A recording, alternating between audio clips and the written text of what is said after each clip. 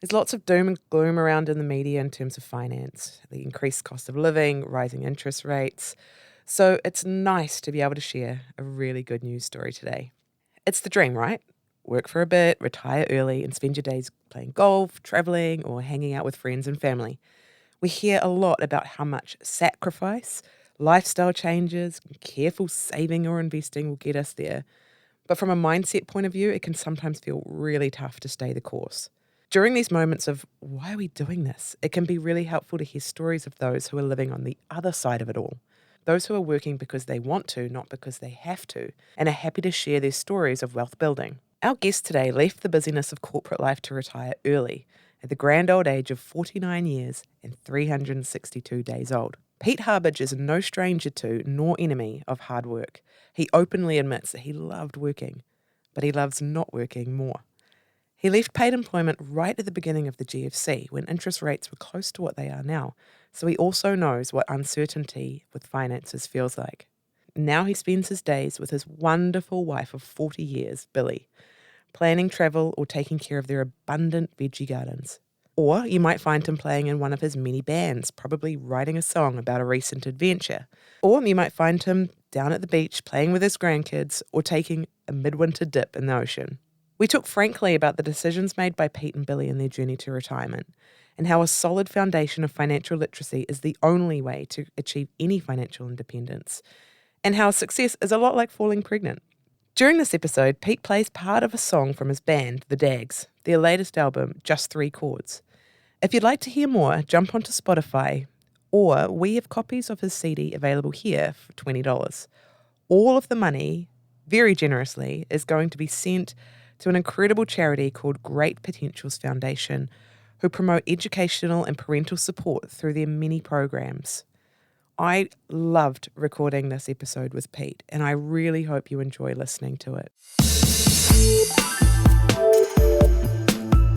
You're listening into the Everyday Investor Podcast. Passive investing, property investment, managed funds, and crypto.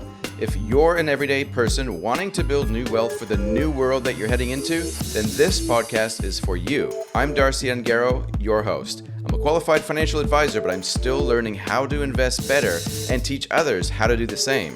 I talk with guests and cover a range of topics designed to get you to think for yourself here. But please keep in mind, this can't be considered financial advice. Be sure to do your own research here and seek qualified advice of your own before making investment decisions. If you want more information, check out the show notes in your podcast player and make sure that you've subscribed to YouTube also.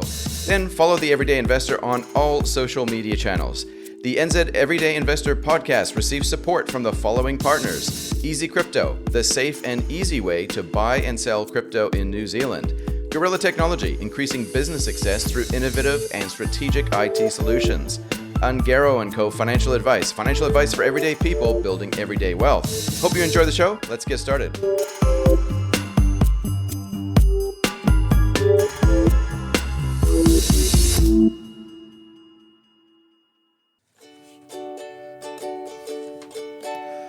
My outer definition, it used to be impeccably suited, so fitting for me. The pants, the jacket, space to hang a tie, Mr. Corporate International, ready to fly. But somewhere there's an empty suit, single-breasted, flat-chested, hanging on a hanger at the end of the rail. And somewhere there's a naked man dancing a caper, escaper, tending to his garden and brewing his ale.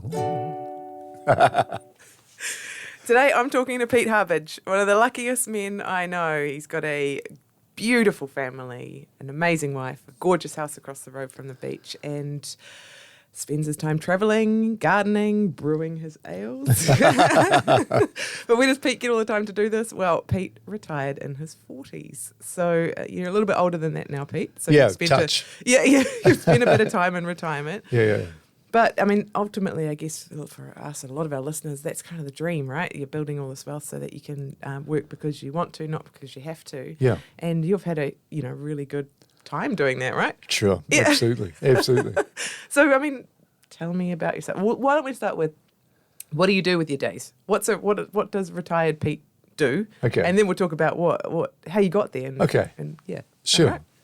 Well, it's amazing how busy you can be.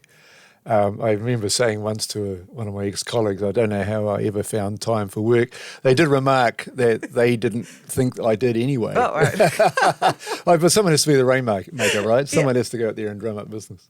To simplify how we go through our day, my wife Willie and I came up with PINCHT, PINCHT. And basically, we sit down and we think about what we want to do in the course of a year or in the course of a week or whatever, around those 6 letters. Now, P stands for physical, so that means exercise, and that's walking, and that's swimming, and that's doing stuff which keeps us physically able, flexible, and that's no matter what you choose to do with your life. Your physical capability is important, and you need to help yourself out there as much as you can. Yeah, absolutely. And as a consequence of that, we've been able to, in some of our travels, do some fabulous things. We've climbed Kinabalu in Borneo, we've hiked in tea plantations in Sri Lanka, we've hiked across Crete, across Corsica, we've hiked Mount Etna, we have hiked the Austrian Alps, walked the South Down Way, we've cycled across Britain, we've climbed Britain's 3 highest peaks. We've done most things. What an amazing time. We've had a fabulous life. Yeah. Now, if I was to start that at the age of 65, I may not have the physical capability to see everything that we've done. We've lived overseas for months at a time. Yeah. That way, you get to know the people. You get absorbed into the local community. That's called traveling rather than being a tourist. Yeah, yeah. And for those people concerned about their carbon footprint when they travel somewhere, if you stay in a place for 6 months, well, it negates itself. Yeah.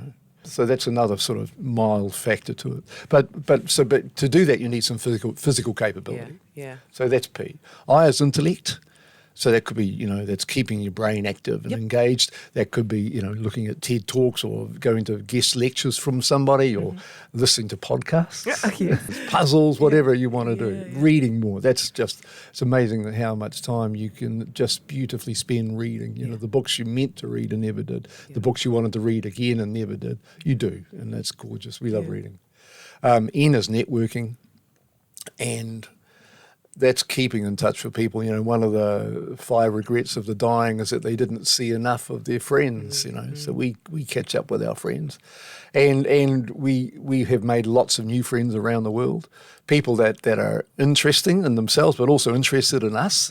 That's sort of a bit of a gate that we need to apply sometimes, otherwise you're going to have sort of too many connections and you never quite do them justice. Interested and interesting. C is creativity. For Billy, that's physical art. So she's been a finalist in the World of Wearable Arts 3 times. Her beautiful paintings adorn our house. She's very, very clever with her hands. For me, it's music.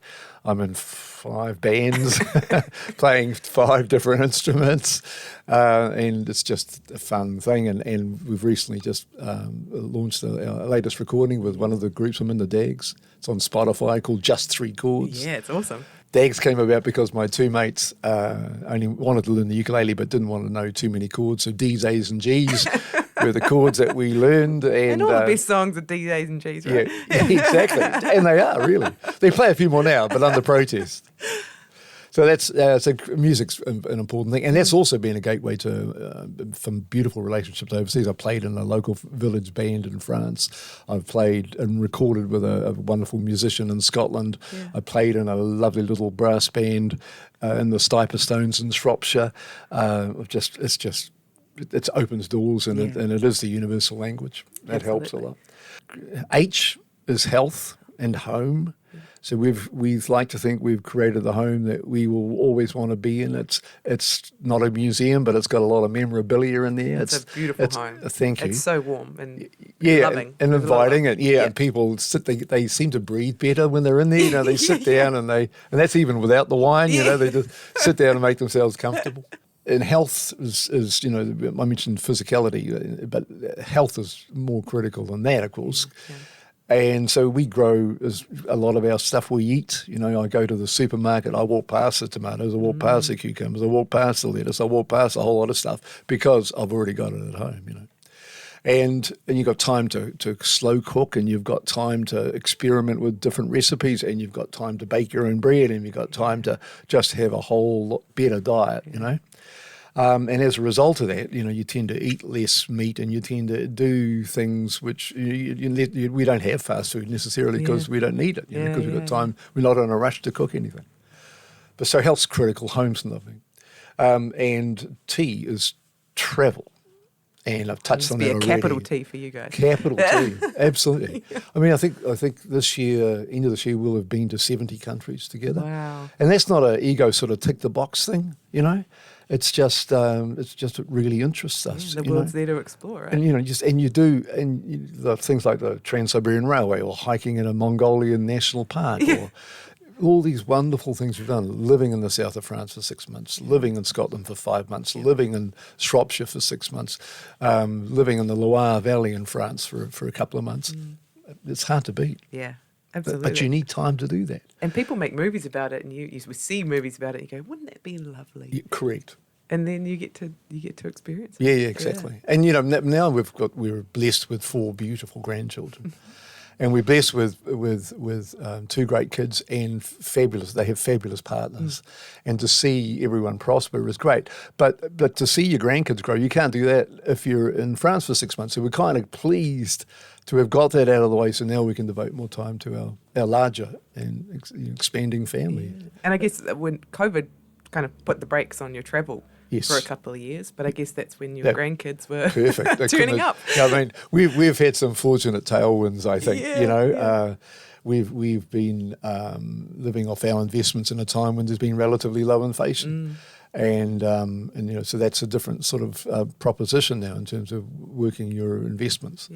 So we've been lucky enough to get through the global financial crisis and the financial elements around COVID and stuff without the portfolio being too badly affected. So it's partly because we're conservative investors, but it also means that, you know, we've had some lucky times, I think, too, and made the most of those, you know.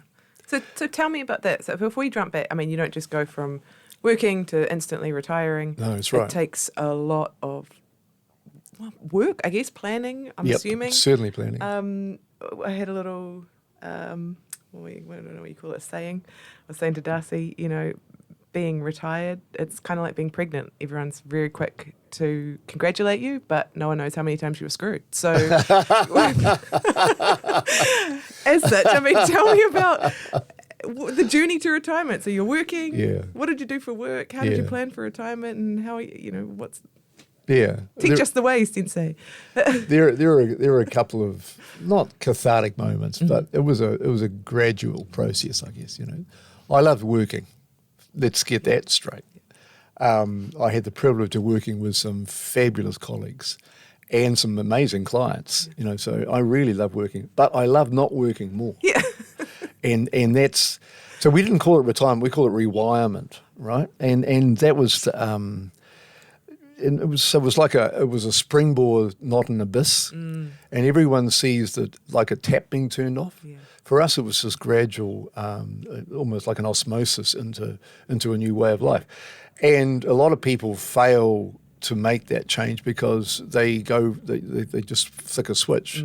And basically, you need to be living like you're retired in terms of how you spend your money and all those other sorts of things well before you are retired. So you sort of know what you're going to, and you know your interests and all those things are developed and honed. So you just blend into that when you go. Yeah. Financially, which is you can't do this without finance, right? Yes.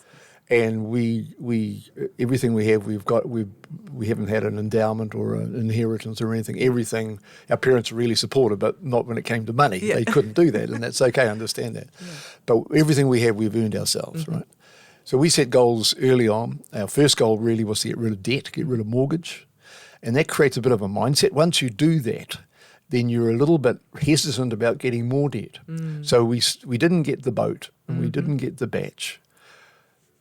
a lot of people like their wealth to be conspicuous. Yes. I get that. I understand that. And you don't really go around showing people your portfolio balance on your screenshots sort of thing. Look what I'm worth today. You don't do that. You don't print it on your T-shirt. But driving a Beamer is a way of doing that, and I get that. But we decided that wasn't us. We called it enoughness. Yeah. We have enough. Yeah. And so a couple of things that made us sort of that really pointed us in that direction. We won a book called 20 Good Summers by Martin Halls. Yeah, I'm not sure if I'm allowed to mention other financial advisors. Yeah, he was a guest on the podcast. Oh, right. So okay, cool. No, Got a lot of time for him. Yeah. He makes a very clear difference between investing and speculating. And so that's honed our guidance a little bit too. So we invest in shares which are solid and which pay a dividend as opposed to something which may give a capital gain somewhere down the track. Yep. But that book, 20 Good Summers, the principal theory is when you turn 50, you've got 20 good summers left. Might have more, might have less. Yeah. So what is it you want to do with those 20 good summers? Mary Oliver, an American poet, what is it that you wish to do with your one wild and precious life? Dr. Seuss, how did it get so late so soon? It's late in the evening, I thought it was noon. It's late in December, I thought it was June. How did it get so late so soon? Oh, so that's awesome. You're looking at at a finite life. Yeah. Yep. It's not a dress rehearsal. Not a dress rehearsal. And so how do you want to spend that? And for us, it wasn't, we wanted to do more things. We wanted to do different things. And then we sat down and said, well, how much, what sort of income are we getting off this? Because we never really, all income that we got was reinvested because we lived off one salary, paid off the mortgage, lived off one salary, and the other salary and bonuses, and all the bonuses went into investment. Cool. But, we weren't frugal. We had a saying, every dollar a prisoner, but it wasn't quite like that. We had holidays with the kids and made sure they had a special life. But more mindful about spending, right? But more mindful about spending. So I didn't buy the coffee every day. Yeah. I took my own lunch, and that amazed some people that I should do that. But it's a coffee a day for a week is $20-something at the time, times 50 weeks a year is $1,000. There's a holiday for two to Sydney, a weekend for two to Sydney or something. And if it's not important to you, no, if you didn't care about a coffee, then why would you spend the money for the sake exactly. of it?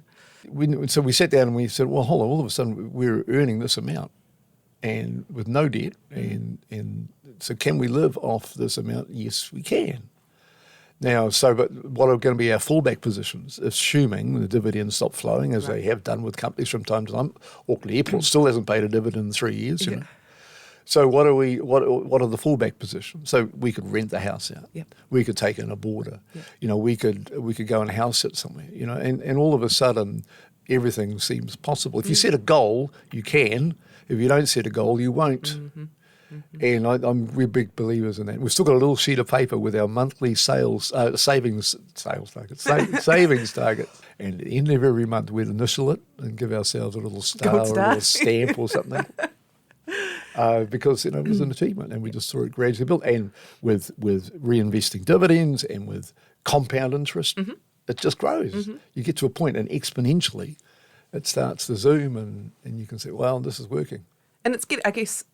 Do you agree that it's getting those foundations right? Things like spending less than you earn. Yep. Keeping a cap or at least managing your expenses and things like that kind of set you up for. Yeah. So I know you guys are big into financial literacy. Yes. And me too. Yeah.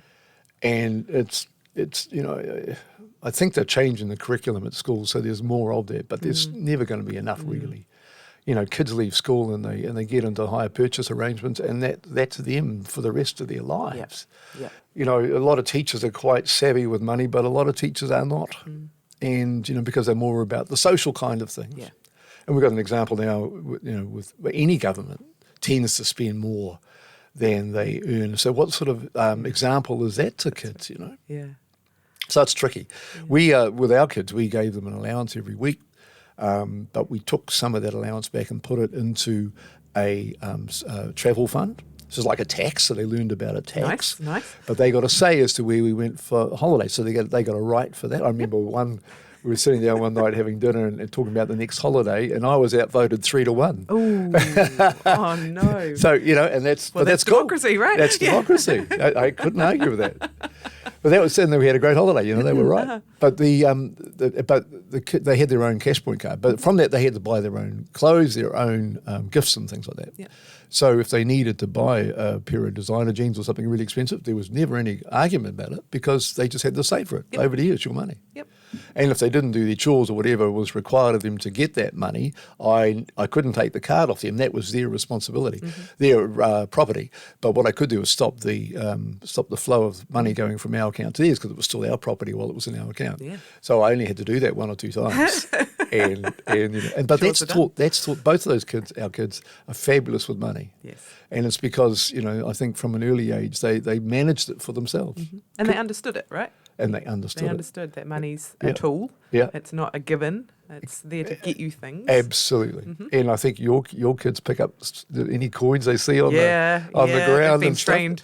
My husband, any coin. You pick up a 10-cent coin, you're 1/10 of a way to $1, There and then you go. I love that.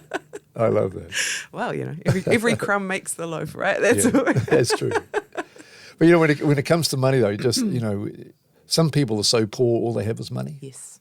So it's important that that it's not just all about money. No. But it's a tool, as you say. It's exactly right. It's a tool. Yep.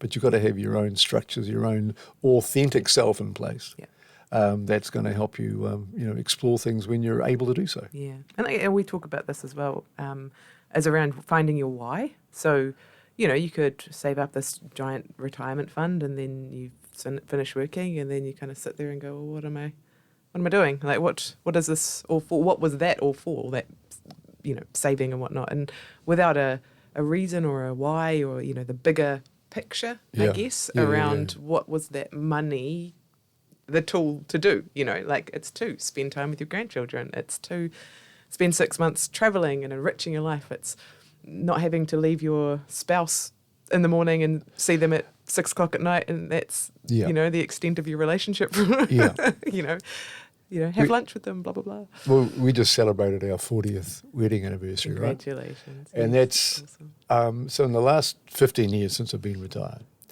one of the joys for me is being able to spend more time with Billy. We have one phone between us. Yep. We don't, because we're together so much. Yeah. We don't need to have separate phones. You got one car too? Or have you? One car? Yeah. That was one of the first things. But spending time and breathing the same air. We've got our own different interests and things, of course. But it's just that being able to sit down together and have a glass of wine in the evening and talk about your day and what's been special, what's happened with the kids. Those are precious moments, Yeah, and you don't get them back, right? You don't get those back, no. In fact, another one of the 5 regrets of the dying, I think these were passed on. So it's a collection of memories of people who worked in hospice care. And the things that were said to them more often than not. One was that, I wish I'd worked less. And it's pretty hard to say that when you're on your deathbed. It's pretty hard you can't do anything about it then. You can always work more if you can try it. It takes a bit of courage to say, I'm not going to go to work, because a lot of people's self-esteem and image is tied up with what they do. Yes. Their title is everything to them. And when they don't have their title, who are they? What are they going to be? Because they didn't have anything outside of work. Possibly. And also their image of themselves is the one that work wants them to be rather than who they are themselves. Yeah. And a really good test of that is if you look at people's friendships, how many are from early flatting days, how from early university days. If they still got lots of friends in that category, then that's you're looking at the authentic self. Yeah. Yeah. Similarly, if you're looking to get a guide on work ethic, right? Ask people what they did in their school holidays. Everyone can remember, no matter what age, what they did in the school holidays in terms of jobs. And people say, well, there weren't any jobs available. Really? Yeah. Now, particularly, there's huge opportunities out there for kids to find things. Another thing we encourage our kids to do is to get into sales jobs. Because, retail sales particularly, because they learn about dealing with the public, they learn about the realities of commercial life, they learn about listening. The best salespeople are the best listeners. And Will was working in a photo shop. He got heaps of prizes from various manufacturers for meeting his sales budget. This is as a part-time worker. Yeah. And one of his favourite lines was, this is the camera I sold my mum and dad. Oh. It never failed. Yeah. But he learned that sort of thing, and now he's a creative director for a London-based industrial design studio. Yeah. He lives in Auckland. Yep. And he's got that role, and mainly, because he's not only is he a great designer, but he's great with clients. Yeah. Clients trust him. Yep. And and Al worked in retail sales, and she is able to build rapport with anyone really, and it's because that's part of her learning, part of her background. Yeah. So and they both have had that exposure of earning their own money and doing stuff with it from an early age. Yep. So I don't think there's any rocket science things here, Yeah. Just I guess it's, but there are so many, when we're talking about, people leave school, go straight into higher purchases because there's not much, I don't know, I guess it's a mindset thing around the outwardness appearance of wealth. Yes. So, you want to have the latest iPhone and you want to do all of this stuff. So there's a big importance or push about being authentic and what is authentically you. Yeah. You aren't the iPhone. You aren't the designer jeans. Yeah. How do you instill that into your children or yourself, I guess, if that's not naturally you? Yeah. I think, and so I can see this from sort of three perspectives now, right? And I think the answer is the parents, obviously, but grandparents. Now I am a grandparent. Yeah. And I've seen, I think my mother and father were fabulous grandparents. Or my mother still is. Yeah. And great grandparent. But my grandfather was one of my early mentors. Right. And he was just an amazing man. Yeah. And I love him to this day. Yeah. And so, and my grandmother also, but their influence on us was strong. And so, and they were themselves, and you saw them mix with other people, and you saw them be exactly the same sort of people as they were. So that's how you learn. Yeah. And so sometimes parents are under a lot of strain and stress, and you don't, there's always a bit of tension sometimes, at the end of the week, and da-da-da-da. Kids are tough. Kids are tough. Yeah, they are. And I'm sure I'm sure I can't be. I know I wasn't necessarily an easy kid to have around, but my grandparents provided. They were the lightning rod for stuff. Yeah. And I think grandparents, if you're lucky enough to have grandparents, embrace them and use them, and that's an authentic. That's where the people learn the authenticity from, because grandparents generally can't be bothered being somebody else. That's it.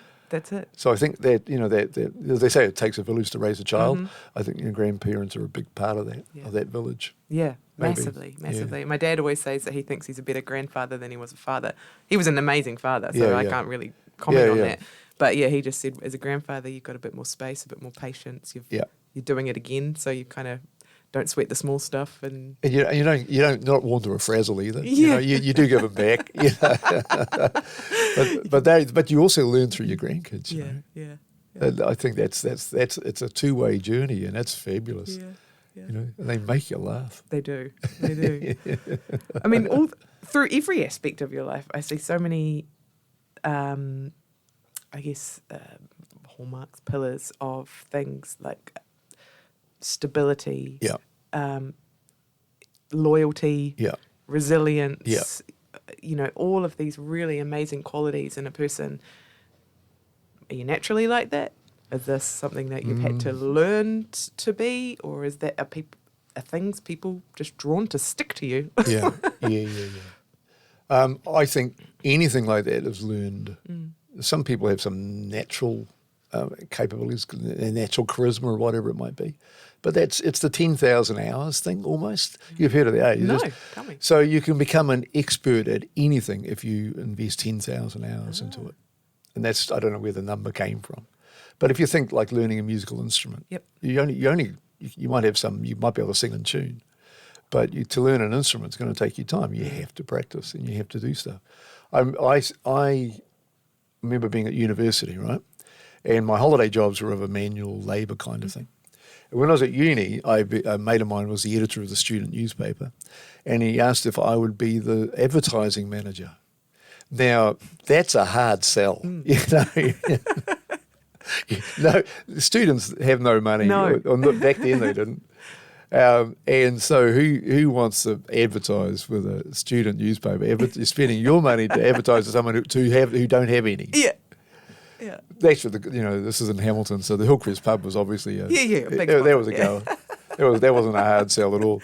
But other than that, I had to really work hard, and I got to learn the value of networking. I got a hold of an uncle who owned a bakery, and so he took up a quarter page for the whole year, and so all of a sudden you get a portfolio of successes, and and then one yes leads to another yes. And I started to learn just to read a little bit about sales. It was never taught at uni. It's never taught anywhere. But it's in the States. You talk. They say I'm in sales. They say it with pride. Here it's I'm in sales, but I'm going to be in marketing soon. Though not enough people say it with pride. It's a skill. It's a life skill. Yeah. Anyway, so I remember, every no's one step closer to a yes, and all those catchphrases I learned when I was 18, I still believe in now. Yeah. And it's not about, as someone who it wasn't about them, it wasn't about the leader. And if something went wrong, they'd step up and say, right, let's get this sorted. Yep. So not hard. No. But, a lot of people, have made a great career out of lecturing about leadership. But, because there's, where there's mystery, there's margin. That's right, yeah. If Same thing with investing, right? Where there's mystery, there's margin. Of course. So they kind of course. Back to financial literacy, they kind of coat it in all this jargon and... Yep. You'd know more about that than me, I think. Yeah, well, because I thought it was such a weird industry and such a mysterious industry. You have to be so clever to understand investing. And when we peeled back all the layers, I went, yeah, exactly. So you get more than what you put in. Why don't they just say that? Yeah, precisely. There's a great book, The Intelligent Investor, 1949, Benjamin Graham, Warren Buffett's Bible, basically. Yeah. And the lessons there are really straightforward. You buy quality, you hold. Yep. And what defines quality? Well, that varies over time, but it's market position. That they're hard to beat, and they've been there a long time. Steady history of dividend payouts.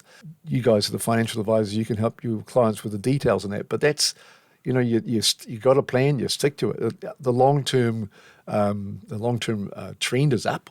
Generally, and so you just got to be patient and not go with not respond to short-term market movements.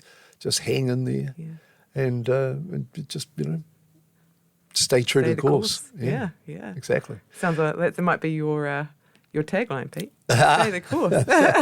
Well, I'm not changing it. Yeah. Well, you've got friends from 60 years ago. You've got a wife of 40 years. You've got you've been in your home for 35 years. 35 years. You know what I mean? Yeah. Some people have realised a good thing and have stuck with you. Yeah. Well, but some people find that boring. I get that. I know a lot of people that could do what I'm doing, but they choose not to, and that's entirely up to them. Yeah. But I'm bewildered by that. Yeah. I just think I don't quite get that. All the time's going, and every year, even at 65 now, I can feel myself just slightly less physically able than what I was able to do a couple of years back. Yep, just little things, you know. Yeah. And it's just that's going to get worse. No matter what I do. Yeah. There's no way have we ever felt we've made the wrong decision. Yeah. Ever. You and I are cut from the same cloth, I think. I'm like you too. I like I don't know, I'm a stable person. Yeah, of course. Very loyal person, of all course. of that type of stuff. And I just, but I mean, I don't know about you, but we're passive investors. That's what we do. Yes, correct. What would it take for somebody to sway you to an active investment strategy? Would you ever look at something where someone was trying to outtime markets and whatnot? No, not your thing. No. Yeah. I mean, we've brought in the past a couple of speculative stocks, which ended up being bad. Right. So I've sort of been burned, not a lot of money, but enough to make it stick in my mind. Yeah. I don't see the point. Yeah. And we would look at the valuation on our portfolio. Maybe there's been a significant shift, like Z Energy's being bought out or something. Yep. So we've shifted that money around. So we'd look at it in detail once a quarter. Right, yeah. And because you don't value your house every day. Yeah. I look at the NZX. You've got to stay informed. Yes. You know, I look at the NZX. I see what company announcements might be made in regards to the particular holdings we've got. We don't have many. We used to have 30 shares. We've now probably got 20. Right, yeah. But the value, the break, you know, the golden rule used to be your age is the percentage you have in bonds and cash. Now that's changed a little because interest rates have been low. You wouldn't have been doing too well if you had everything paying 2 or 3%. Yeah. And we're probably still the other way around. We're probably still 2/3 shares and 1/3 bonds and cash, which we would probably look to move more to a 50-50 position. Yeah, yeah. Because if a share is more likely to go bung than a bond, and we've got less time, and we don't to recover that necessarily. You know, you've got travelling. Yeah, we got travelling to do. Yeah, yeah. Love that. But passive is that's our way, and it's not everyone's way, and some people, you know, but it's things like, you know, you got to get qualified advice. Yes. And you guys provide that, obviously. Yep. You know, the sharesies kind of thing where your advice is coming from social media. You know, that's I think David Lange, the ex-Prime Minister, once described share market investing like reef fish. You know, they sort of the school going, and all of a sudden they dart this way, and all of a sudden they dart that way. Yeah. And you don't want to be like that. You know, you want to be the shark, the pelagic beast that's going there. It's 2,000 miles, but it's going to go there, and the quickest way to do that's in a straight line. Yeah. You know? Oh, that's awesome. Yeah. That's kind of how we see it. Yeah. So we would not be tempted in that. And you know the old saying, if it sounds too good to be true, it bloody well is. Exactly. Yeah, it's not going to happen. What's the thing? I guess that's for younger investors or people just starting their financial journey. There is all of those things that you have to consider. Like I think Darcy said it before. Good advice to a person at the wrong time is actually bad advice. Yeah. So, you know, I guess. Well, that's why we decided to get rid of debt first, because that's a given. Yeah. We know that the mortgage was costing us, you know, 8% or whatever it was at the time, and so we that's a given. So your investment return might be 9, it could be 4. Yeah. You know, who knows? But I'm going to get rid of the mortgage first. Eight straight away. Yeah, exactly. Yeah. 8, there you go. Yeah. And so it's guaranteed. And then, as I say, once you get that debt-free mindset, you really are reluctant to get more. Yeah. And you know, and some people, you know, and that I think that's one of the things about rental properties, is that, you know, we've never had a rental property. Yeah. I'm too lazy. Yeah. They seem like hard work. You know, you've got tenant issues, you've got maintenance issues. Now, some of that's handled by property managers and stuff, but they take a cut. You got to pay it. Exactly. Yeah. And so all of a sudden your yield's not looking that flash. And I'm sure after this flooding that's recently been in Auckland, and so many people have been so badly affected by that, quite a few of those, you know, and I've got friends who are saying to me, the dividend stream's looking pretty sweet at the moment, because you know, yes, we have listed property companies, but they'll fix that up.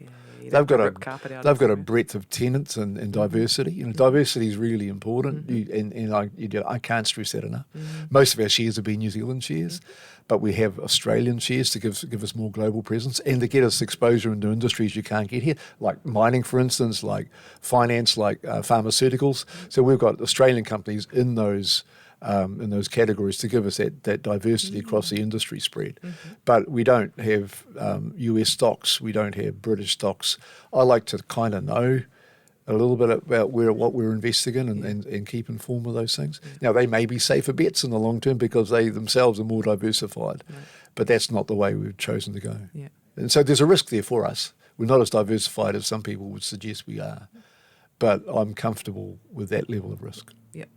Authentic investing. So, it kind of is. It's true to our. For instance, one day we had Sky City shares, and Billy and I sat down one day and said, "Hold on, you know, we'd walk through Sky City and so, you know, a lot of people, you know, are there and it's important to them and it's a way for them to, you know, spend their leisure time. That's great, but it's not something that we were comfortable with necessarily. I like the entertainment there. You know, the bands are great.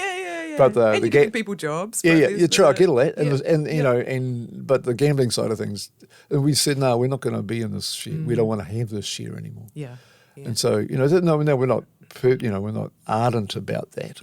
But that's one example of how we our feeling about ourselves has been reflected into the portfolio that we have. We've had a few KiwiSaver clients actually that we've discussed. Yep. We've met them, Yep. discussed where's your KiwiSaver, blah, blah, blah. And then when we've actually dug a little deeper, they haven't realised that there's some sort of Yeah. things that are either unethical in someone's mind, or they're just not comfortable investing in. And, they might be young, they've had the KiwiSaver for 10 years or something, and never realised that they've been inadvertently funding something that they're really against. Right. Yeah. Well, we have started, or close to starting up, we've got to get our kids in the gear, but share plans for the grandkids. Oh, cool. And so we put in a little bit a month, the parents match that, a little bit each week, the parents match that. And that money is going into share portfolios for the grandkids, for their education. Yep. Because, education's the answer to everything, really, around the world. And if you encourage everyone to extend their education, then that's going to be for the betterment of our communities. So if one of your grandkids know, or your children know, that there's a fund set aside to assist them in that, they are more likely to take that direction, because that's one less hurdle they have to be concerned about. Yep.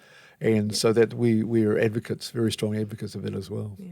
And like I said, if you start now, it's not going to be a huge amount of money to pay out in one lump sum when they turn 18 or anything like that. It's a drip-fed amount of money that grows and compounds, and then they've got it there.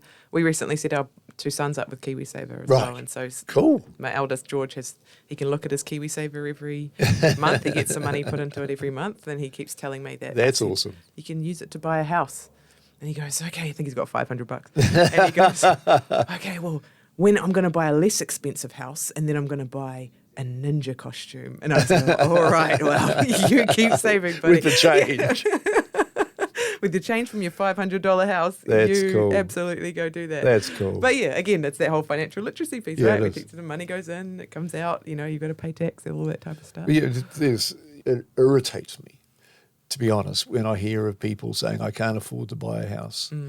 And, because the average price is $1 million. I said, well, it's the average price. There must be a property less than $1 million if that's the average. So maybe you don't need to be looking at it. If you can't afford $1 million house, maybe you can be looking at a $600,000 house or an apartment or something. Yes. There's an opportunity out there somewhere. Yep. Don't say no. If you say no, you won't.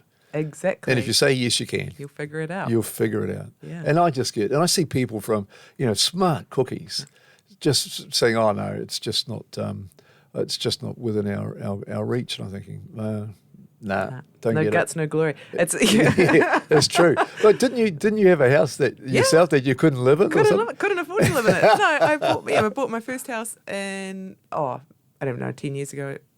Yeah, 10 years ago now. And I couldn't afford to live in it at all. I had to rent it out.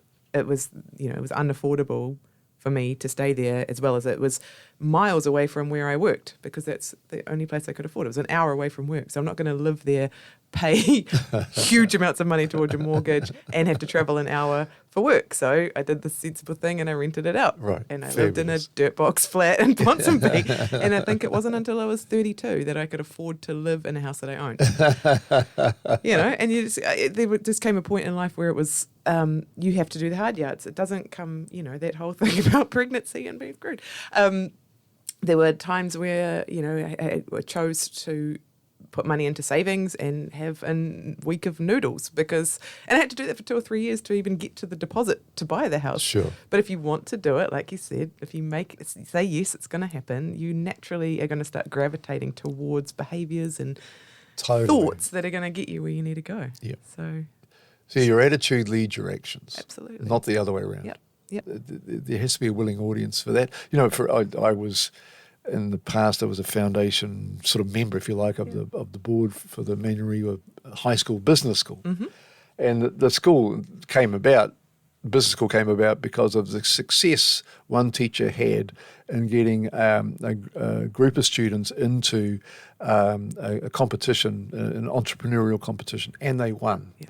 And the school, to their benefit, treated these kids like heroes, like they had won the first 15, had won.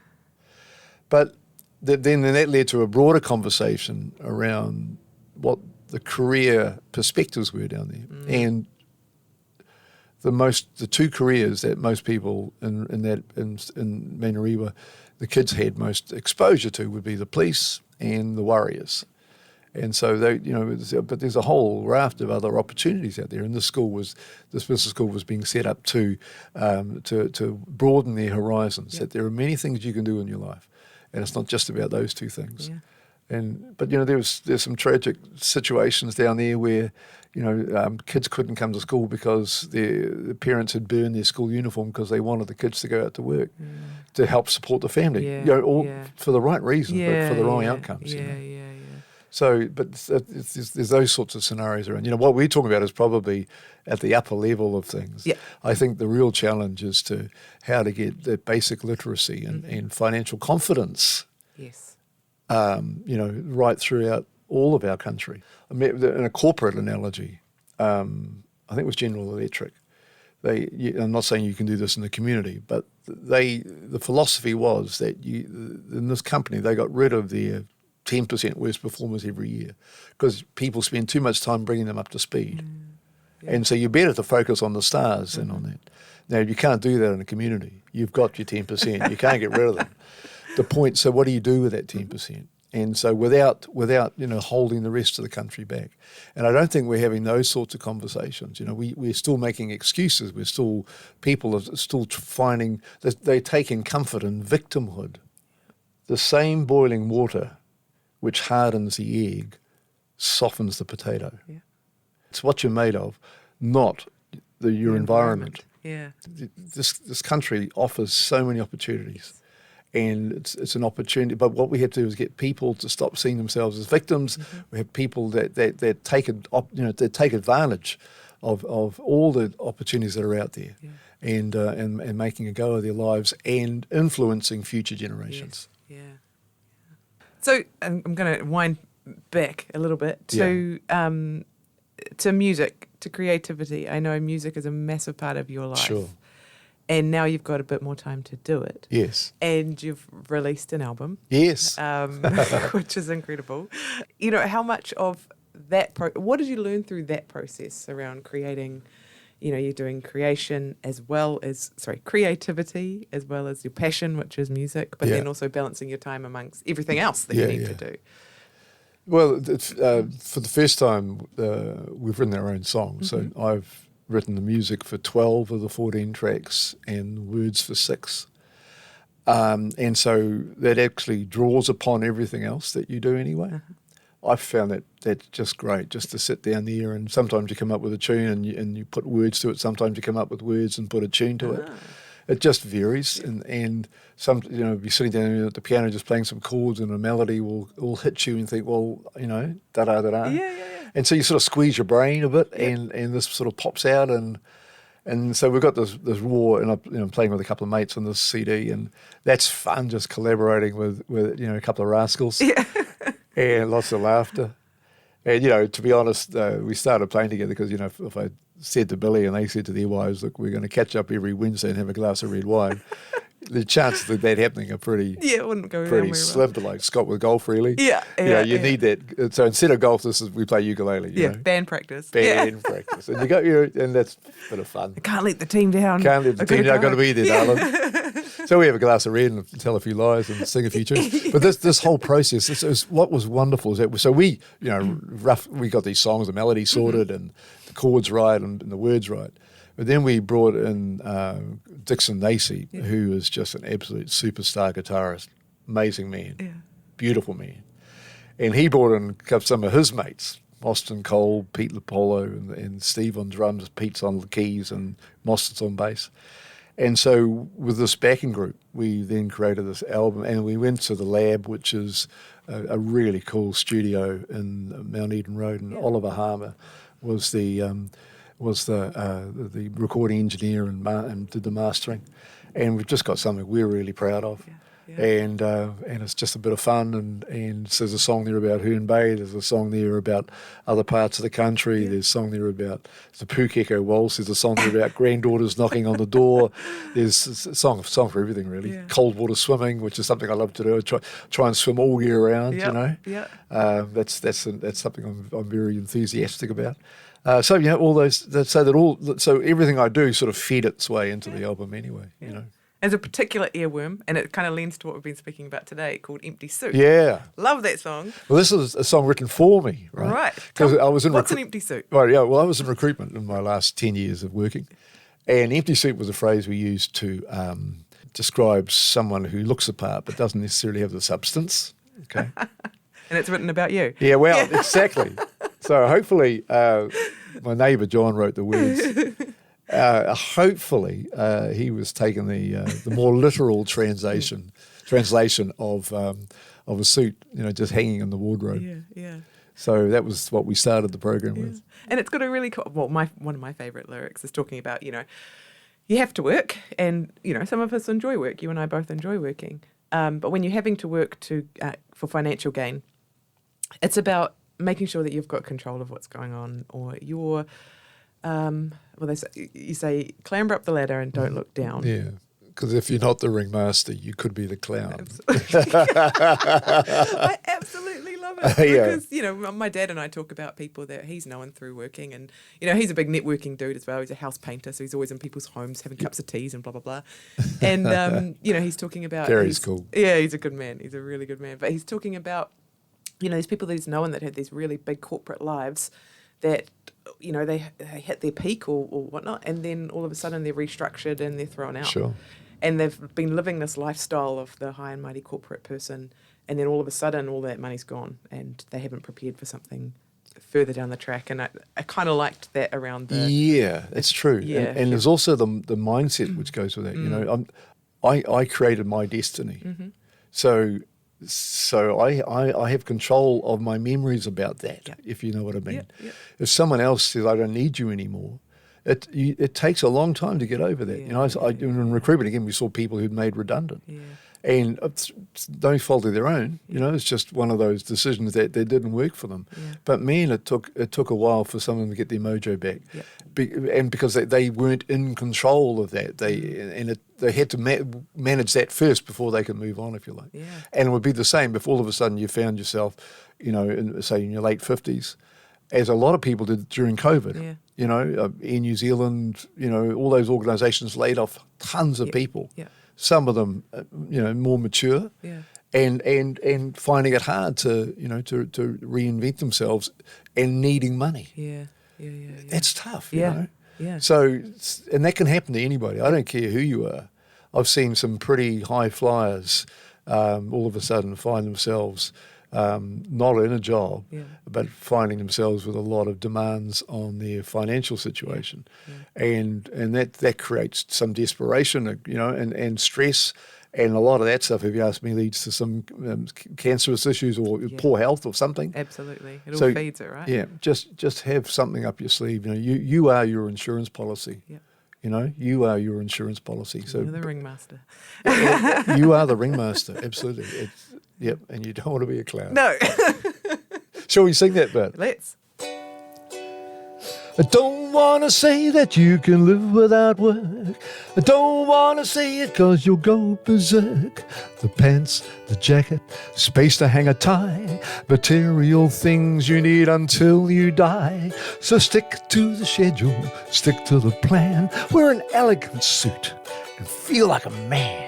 Clamber up the ladder and never look down. If you're not the ringmaster, you could be the clown. But somewhere there's an empty suit, single-breasted, flat-chested, hanging on a hanger at the end of the rail. And somewhere there's a naked man dancing a caper, escaper, tending to his garden and brewing his ale. Thank you, Pete. Thank you, Carley. So much. Love to see you.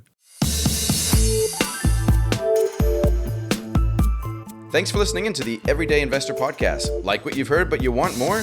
Make sure that you've subscribed to our YouTube channel and subscribe to the Everyday Investor newsletter too. The links for everything are found in the show notes that you can access easily by swiping or tapping over the cover art in your podcast player. If you received value in some way, I'd love it if you could take the time to write a review wherever you listen to podcasts. Share it with a friend, or think of our show partners where appropriate. Easy Crypto, the safe and easy way to buy and sell crypto in New Zealand.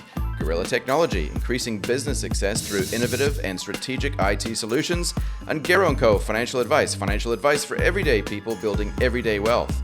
Remember, some investments or strategies discussed on these episodes may result in financial loss. Be sure to do your own research and ideally seek qualified advice of your own before making investment decisions. Hope you enjoyed today's episode, and we'll catch you next time around.